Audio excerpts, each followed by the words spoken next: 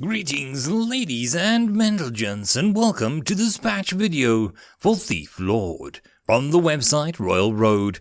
This patch video will contain chapters 23 and 24, and as always I hope that you enjoy, and if you do, please consider subscribing. Chapter 23, Improvisation.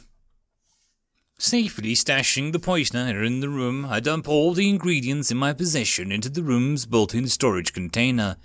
Combined with the items I picked up while grinding in the sewers, I'm certain the poisoner will have her hands full for the foreseeable future. Luckily, I have the ingredients to make most of the recipes we collected from the alchemist's job. Trying to decide which potion or poison I need, I open up my poisoner's crafting recipes. Recipes: weak health potion, common alchemy recipe, restores 30 health points over 10 seconds after consumption, requires 1 glass vial, 1 rose thorn, 1 giddy root. Recipe: weak paralyzing poison, uncommon alchemy recipe, paralyzes target for 1 second. Applied to weapons, requires 1 glass vial, 1 tip of sewer rat's tail, 1 moon lily petal, 1 rose thorn. Recipe: weak blight potion, common alchemy recipe, deals 2 poison damage per second over 15 seconds. Applied to weapons, requires 1 glass vial, 1 dried imp's blood and 1 giddy root.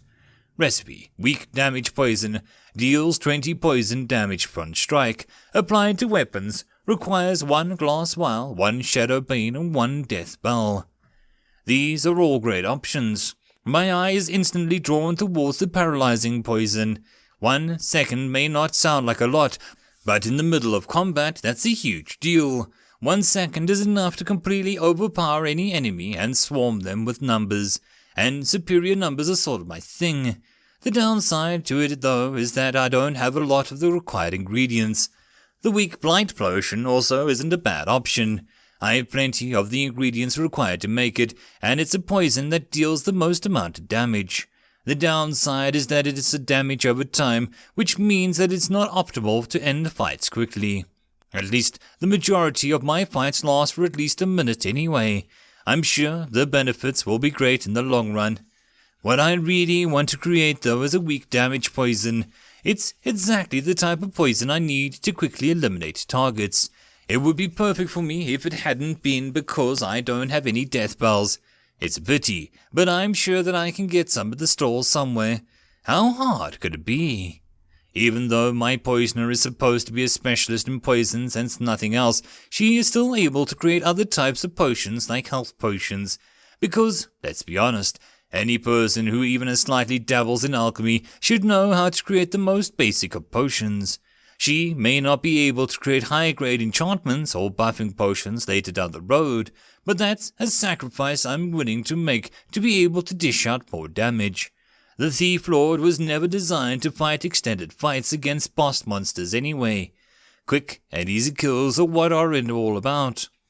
Anyway, as I can make use of most of the potions, I decide to have my poisoner make a paralyzing poisons and blight poisons at a 1-to-2 ratio. Paralyzing poisons may be most beneficial to me, but since I have limited amount of ingredients for it, I should use them sparingly. The blight potion, however, seems like the perfect fit to use more callously.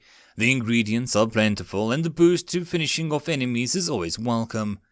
With that done, I leave my poisoner to do her thing while I head out. I make sure to secretly lock the door before I make my way down the tavern and out east towards the ocean side of the district. Since I don't need any underlings to protect me while I'm out shopping, I decide to leave them hanging back at the warehouse. They should be reasonably safe there, and it should be easier for me to stay out of sight of other players if I'm alone. Playing as a villain has already made me paranoid, as I'm constantly trying to be aware of my surroundings. Constantly looking over my shoulder and worrying about every player I meet is stirring me to wear me down. I didn't have to be this cautious when I was a necromancer, so I fear being a jumpy for an extended amount of time can have some nasty consequences for my mentality if it keeps up. I can't wait to gain a few more levels under my belt so that I can put more faith in my incognito skill. Luckily, the ocean side of the district isn't far, and there's a wide street cutting straight through the district from east to west. Even though it's the main street, it doesn't see too much traffic. There are mainly NPCs inhabiting the district, with only the occasional player strolling past, most likely doing some sort of social quest or crafting related stuff. Amongst these people, I'm just one amongst many, and I don't think I even receive a sideways glance from anyone I meet. This suits me perfectly fine, and it makes moving around easier. The Oceanside district is much more densely populated by both NPCs and players. It's a wealthier part of the district, and this is where the majority of the quest givers and shops are located. The streets are marginally broader and much cleaner than the rest of the district. The selection of shops is much wider than what could be found in the new district. After walking around for a little while, I managed to locate 3 different shops that sell weapons and armor. With only a little over 10 gold to my name, I need to find a shop that offers the best deal. And for a thief lord, that means to figure out which of any of the shopkeepers are part of the Silver Saints. Gear is really expensive, and since I'm a criminal anyway, it's much more economically viable for me to purchase contraband. With the sort of discounts I received last time I shopped at one of their establishments, I ended up with quite a lot of powerful gear at very affordable prices. I haven't learned much about the Silver Saints yet. From what I can tell, they're just some sort of network of fences for the city's underworld. I don't know how far their influence spreads, but they have been good to me so far. The only way I have of locating them is the members of all seem to have a silver tooth. One would believe that would make it ridiculously easy to find them, but I don't have a lot of luck in that regard. Who would have known that making people show their teeth was ridiculously hard? Like, seriously, you can't just walk around and someone and ask if you can show them the teeth. The best sort of result you'll get is by doing that is getting chased out of their establishment. Do you also know how unusual it is for some player people to actually show their teeth while doing something as simple as just talking? It's tough. Really. I went into one store and spent 10 minutes trying to tell jokes to make the store clerk smile. Even then, I made little progress. I don't know if the NPCs are coded this way or if I'm just really unfunny person, but this is turning out to be the hardest thing I've done all week. Eventually, after much trial and error, I find a fairly simple and efficient way of getting them to grin wide enough for me to get a good look at their teeth. Like most things in life, the solution is money. Offering the merchants a single silver coin to answer some random bogus question that I have about the neighborhood is enough to make them the greediest of scumbags showcase their yellow teeth. I admit, it's not the smoothest way to handle the problem, but it is certainly efficient. I went through 3 different shops before I managed to find a salesman with a silver tooth. To my sorry dismay, the shopkeeper appeared to be another dwarf, this one named Ulf. While that certainly was not coincidental in any sort of way, the similarities with Ulf and Dwarven Fence/Highway Robber back in Noob District doesn't end there. Nope, the 2 bastards are both just as grumpy as the other. Their store names are even almost exactly the same, just exchanging a name at the front, and no one would ever know that Ulf or Ulf's weapons and armor and they stepped into. Hell, I even asked the sour little bugger if he confirmed that he has a few brothers to the same business around the town. That's some pretty lazy story writing done by the developer's side right there. Really. The matter aside, I'm starting to think the requirements to join the Silver Saints is to have the grumpiest sort of attitude possible, coupled with a greedy disposition towards fleecing me for all I'm worth. How they manage to do business like that is beyond me. Or, for that matter, how do they avoid players griefing them just for the inconvenience of their attitudes? Gamers have done far worse for less reasons. I'm sure there are some players out there who wouldn't mind taking a hit to the renown in exchange for beating some manners into an NPC. My meeting with Ulf progressed much like my meeting with Ulf. As soon as I flashed the silver token, he closed down the shop and brought forth the goods. I don't have enough money to fully equip all my underlings, but I have enough to buy another heavy leather armor set for my dwarven hoodlum and a better short sword. Iron short sword, uncommon, 14 to 15 slashing damage, 2 strength, 2 agility, requires level 5, contraband. The weapon is too high level for my dwarven hoodlum to use, but it's perfect for my high level hoodlum. That guy has been the most valuable underling so far, and he is due for an upgrade. The dwarf can use his old short sword in the meantime. The entire transaction sets me back 7 gold and 3 silvers, but I reckon that it is more than worth it. Playing as a thief lord doesn't come cheap, but at least the rewards I get from the jobs are making things up for it. Leaving the store with the customary slammed door behind me, I'm about to start my trek back towards the warehouse when I spot a couple of familiar figures down the road. "The hell are those two doing here?" I mutter as I pick up my pace to get closer. "Seriously, Greg, I'm this close to killing the merchants around here." Kevin, the human paladin, whines. "Why do you care? It's not even your money." The dwarf sighs while shaking his head. "I can't believe out of all the players in the city, I ran into these two again. What are the odds? It's not about the money, it's the principle of the matter." Kevin grumbles, raising his arms in the air in a frustration manner. "There is no way all this stuff is worth 80 gold, it's just level 4 gear." Greg sighs. "I don't understand why you care. The guild was happy to sponsor it for us. You are the only one who seems to think it matters. Can't you be happy that we were probably the best geared level 4 players in the entire game at the moment? This stuff is still allow us to reach level 10 within a week." Kevin grunts. "You wouldn't understand, but I must admit though, we do look pretty sweet in this gear." "Well, even I have to say they look good. The pair were wearing matching chainmail armor, full-plate helmets, dazzling jewelry, and wearing spiked steel maces. They also wear matching silk-spun capes that which I assume is the Dark Pegasus Guild logo on the back. The defense value of those items must be through the roof. I actually feel a little envious." "Damn straight we do." The dwarf grins, pulling out a steel kite shield. "So how about we stop moping around about someone else's money and go grind in the secret zone?" Kevin guffaws. "Hell yeah, with this gear we'll kick the living crap out of anything in our path. We probably won't even need a healer." The human man grins, taking a few practice swings with his 2-handed mace. Greg snorts, says the man who ran away screaming when things got rough with the thief lord. "Hey, that wasn't my fault. The fight was unwinnable. It was safer to retreat so that we can find it another day." "Fight another day? What the hell, man? We don't gain any death penalties from dying until level 10. If we had just taken 1 or 2 of his minions down, we would have at least gained some XP. Kevin frowns. "Dying hurts, man. More than taking a hit in your pride.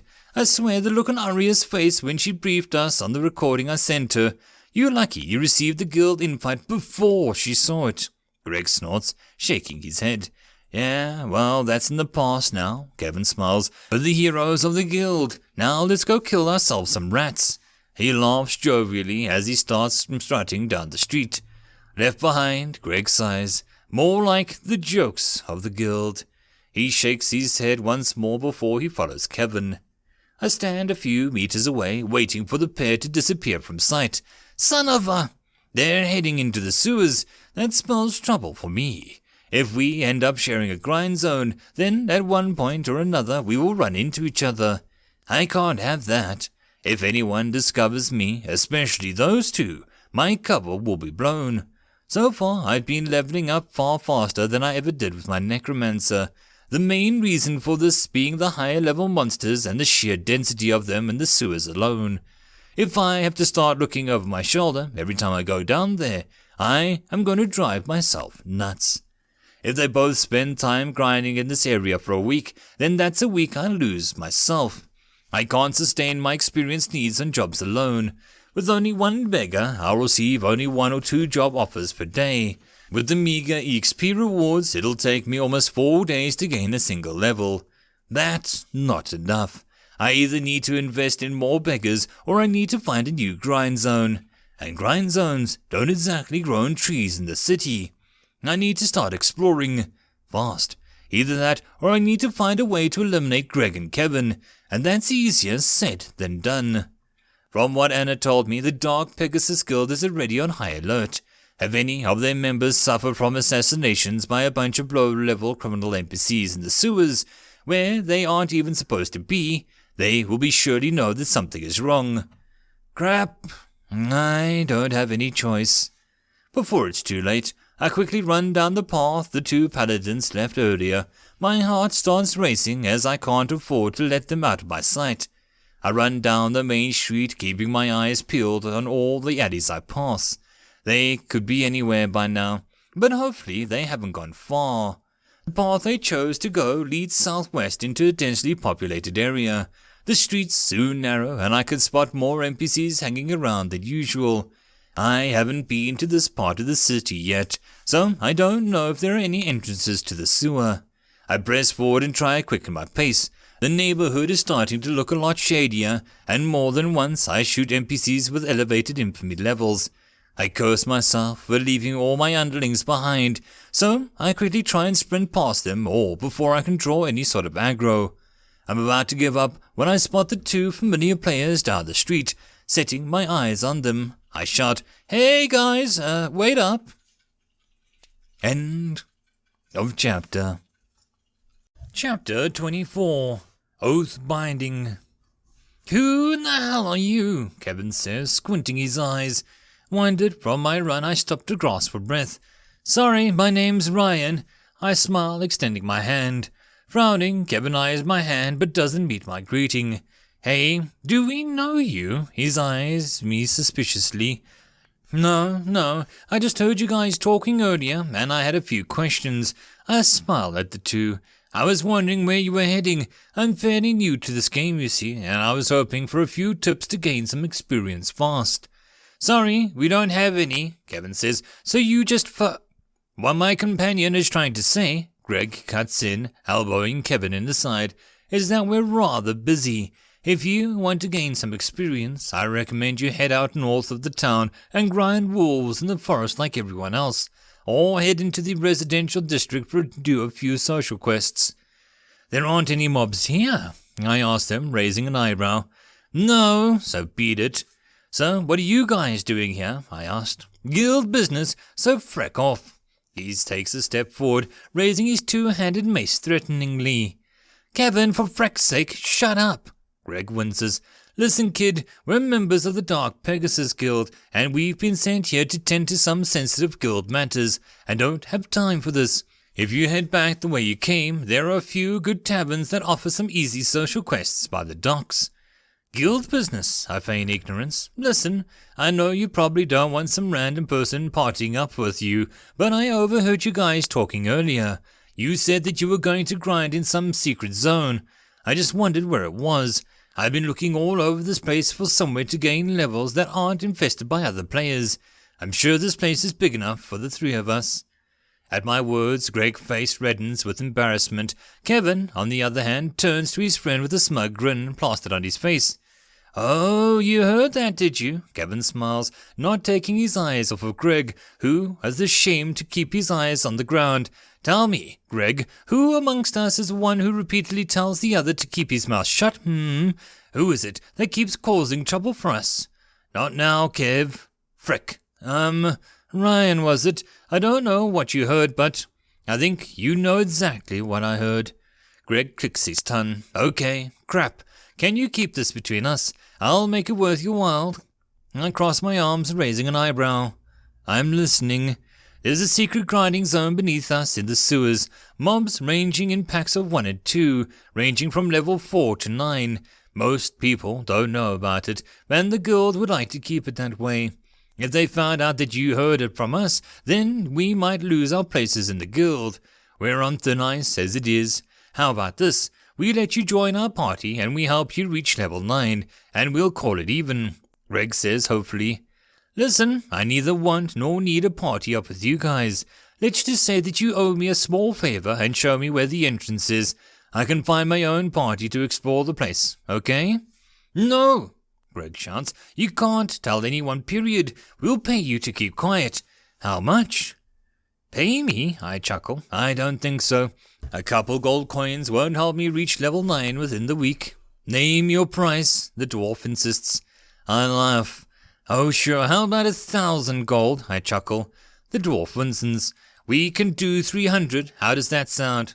"Goss, what the hell? That's our entire stipend. If Arya finds out we spent it on this..." Kevin hisses. "Shut the frick up, Kevin," Greg shouts. "If she finds out that we let slip the closest guarded secret of the guild, she'll shovel so much crap down our throats, you kids' kids will taste it." Greg snaps back. Now, do we have a deal? I stand there gaping. 300 gold for keeping some low-level sewers a secret. Are they freaking serious? Who the hell is this Aria person, and why are the sewers so important to her? Well, Greg asks impatiently. No, I mutter. I'm sorry, I really didn't expect. I clear my throat. If you throw in a small favor, I'll say we have a deal. Excellent, Greg says, exhaling in relief. Whoa, hold up there. How do we know that he won't just take our money and go tell people anyway? Kevin says, scowling at me. Naturally, he'll agree to an oath binding for it, right? Greg says. Naturally, I smile. Oath binding is a neat feature that came with deep dive technology. Since our body and mind are nearly fully connected to a machine, a lot of features become available to us. The machine monitors everything from your heartbeat to your brain activity. Because of this, the game has an easy way of telling whatever your body is lying. Since the feature is practically being constantly hooked up to a lie detector that could lead to severe breaches of personal privacy, the feature to perform an oath binding is by law required from both parties to willingly accept to.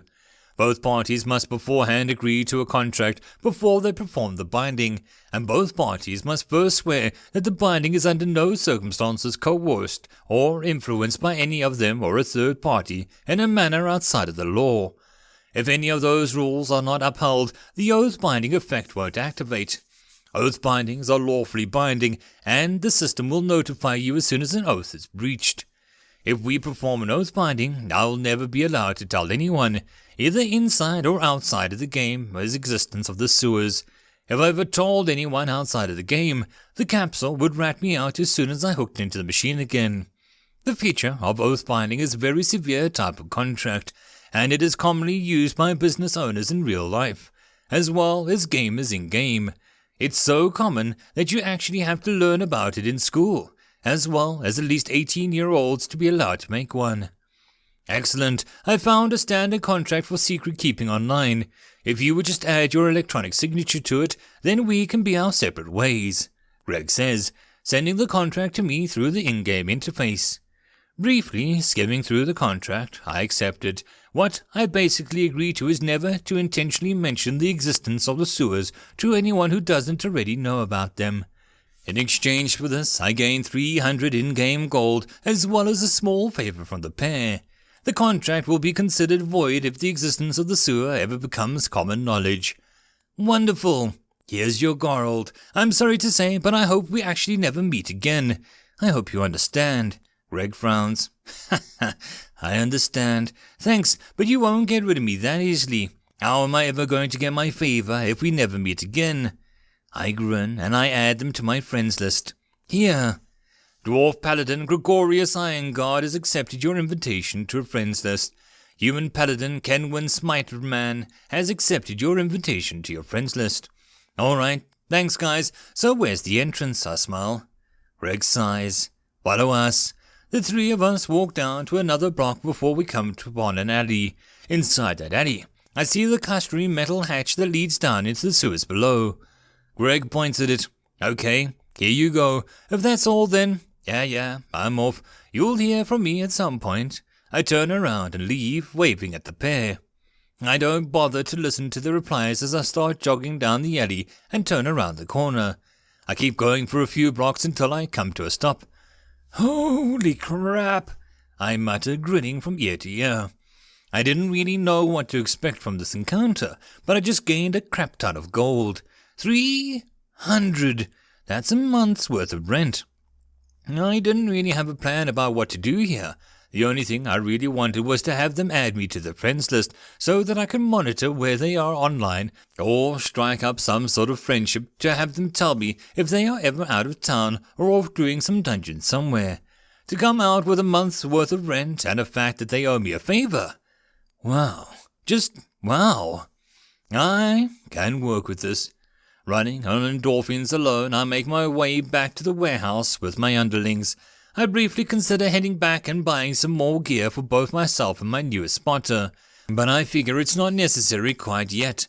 My spotter will most likely just act like a lookout, and I don't see the point of buying new gear for him and me just to risk everything to steal gear that hopefully will replace the stuff I bought. If that's the case, then there wouldn't be a point to doing the job in the first place. Sure, it would be cheaper and less risky to buy the gear and drop the job instead, but I could really use the experience, both in progress towards my next levels and towards mastering my class in future jobs. I probably need to give my poisoner at least a few more hours to craft some more poisons for the job, so I decide to head into the sewers. I know it's a risk since both Kevin and Greg are down there, but at least I know their general location. Since they entered from the southeast area of the district, then it should be fairly safe for me to grind my way north and west for a few hours. This could also work out for me in the future. If any choose to enter through the sewer entrance closest to the district shops, then it's reasonable to assume that they will continue to grind in that area. Why would they move further away from the base camp after all? Humans are creatures of habit. The problem is that my warehouse is also rather close to the east, so I guess I need to either relocate further west or find a way to block off the entrance. It's not too big of an issue for me, but I'd rather the duo of Dark Pegasus Guild as a whole didn't know of this place. Reaching the warehouse, I command my underlings to start stacking boxes on top of the sewer entrance. I didn't know if Greg or Kevin will come this way, or even if they manage to venture this far on their first day, but I'd rather be safe. The two are only level 4, and I doubt that they'd make it long down here if it hadn't been because of their gear is seriously overpowered. Smacking those critters around should be a breeze for them, even at their levels. Hell, I'm not even sure I could take them down easily anymore. Nevertheless, I'm burning daylight and should probably start grinding. My goal is to try and gain enough experience to level up after I complete the barge job. I'm not sure what I can do in 3 hours, but I'm willing to try. Killing the slime should be far quicker than the 2 spotters at least. It takes about 15 minutes to head to the western sewer entrance that I found earlier. I brought my entire crew and we proceed to wreak havoc on the poor critters in the sewers. Reaching level 5 and getting some new gear and armor from my underlings really helps speed things along. I keep spamming my calm spell as well as my cheap shot skill as often as I can, leveling both the skills up as once each during the 3-hour excursion. Our EXP gains from the monsters down here may have diminished, but we can slaughter them far quicker, and we require far less time between each fight to rest and recuperate. Come to think about it, I haven't really kept track of the development of my skills. I bring up my status window and peruse my meager amount of combat-related skills. Class skills. Mentor. Increases underling experience gains by 5% multiplied by skill level. Current skill level, Novice 4. Doppelganger. Instantaneously switch position with an underling. Range 1 meter plus 0.2 times skill level. Cooldown 10 minutes. Current skill level, Novice 6. Cheap shot. Gives underlings a damage bonus to their first attack in a fight equal to luck plus skill level for 5 minutes plus 5 seconds per skill level, or until the first attack has been made. Cooldown 20 minutes minus 5 seconds per skill level. Current skill level, Novice 2. Illusion magic. Calm. Illusion mind spell soothes the target NPC's mind. Decreases the infamy tier of all friendly targets by 1. Chances of success, intelligence plus 2 times skill level minus target's perception. Duration 0.5 intelligence plus 0.2 times skill level seconds. Cost 100 mana minus 0.5 times skill level. Current skill level Novice 5. Chameleon. Cloaks your body in static illusion, greatly reducing your visibility when immobile. Effectiveness 1.5 intelligence plus 2 times skill minus enemy perception. Cost 100 mana minus 0.5 times skill level. Current skill level Novice 5. My skill levels have been growing nicely over these last few days. The skills do level quicker while I'm on a novice level, similar to how my character grows quicker on the lower level I am. It's going to be tedious on the higher levels when the leveling halts to a crawl. But so far, it's nice to see progress. Every skill level does count, and each and every one of them has helped who could save my life at some point. After going at it for a while, I realized I should actually have gotten myself a new weapon. Even though I don't plan on using it, just having one equipped is enough to increase my attributes by leaps and bounds. I wonder if I made the correct decision to hold off on buying temporary gear before the job. If I had gotten the correct types of armor, I might have been able to spawn an extra underling before the job. I'm sure I'll be fine, but it still makes me a little antsy. Also, it makes me slightly worried to carry all this cash around. If I die, then I lose everything. I should definitely consider stashing it all inside the tavern alongside my poisoner, just in case. We're about to leave the sewers when suddenly coming upon a second trap of the evening. Happy I'll get another chance to try and level up my trap-making skills, I drop to my knees and examine the trap. To my surprise, the time trigger mechanism of the trap is a pressure plate and not a tripwire like the other traps I've disabled. Concerned this trap might be a higher level than the previous ones, I inspect it carefully. Disarming traps in this game is like a mini-game. The first part is to try and locate all the components involved in the trap and then dismantle them in a set pattern. The pattern varies, but there are subtle hints as to where one should start. All traps have 3 general components to them. The main part is always the trigger mechanism, which is what sets off the trap. This is usually a tripwire or a pressure plate at the lower levels, but like everything else in life, it turns more complex the more one dabbles in the subject. The second part of the trap is, of course, the release mechanism. Every trap serves a function, and that function is usually to deliver death and mayhem to whichever witless fool who triggers the trap. The release mechanism is what actually causes the trap's payload to be set off, be it a launch of a crossbow bolt or the drop of a glass jar filled with poison gas. Third and final part is the trap framework. A trap can't function with only a trigger and a release mechanism. It also needs a skeleton to keep the entire thing together. The framework is part of the trap that makes it tough to dismantle, as it is designed to hinder tampering and make certain traps sturdy enough to wither use. This trap seems to have upped its challenge though. I first start by thoroughly examining the pressure plate. It makes up a very thin layer of burnt wood, which makes it tough to spot in the ambient lighting. The pressure plate rests upon the small metal wire that connects to a small metal loop near the rightmost wall of the sewer. The light loop is then connected to a small wooden box containing a small metal contraption inside it. I can only imagine that this is the framework that connects the trigger and the release mechanism. There's a thin thread expanding out from the metal box up along the wall, being connected to another, bigger wooden box near the corner of the roof. Examining this box closer, I notice that it contains a small glass vial filled with a green liquid, and there's a hole in the box bangled down towards the middle of the tunnel where the pressure plate is. My educated guess is that this is some sort of crude acid-based trap, a far stretch away from the simple flail or spear traps I've encountered earlier. To correctly disable the trap and have a chance of recovering any components, I usually have to start by dismantling the framework first. The small metal box that functions as the connector between the trigger and the release mechanism usually contains a safeguard against tampering with the trap. If I cut a wrong cord, it might result in the trap triggering itself without me even touching the pressure plate. My hunch is correct, as I spot a small gear inside the box that is connected to a weight mechanism. If it loses pressure from either the metal stick or the thread connecting to the other parts, it would cause the trap to trigger. Another option would be to try and cut the thread connecting the framework and the release mechanism first, but without maintaining a constant pressure on the thread. That also would result in failure. Luckily, these low-level traps aren't so hard to dismantle.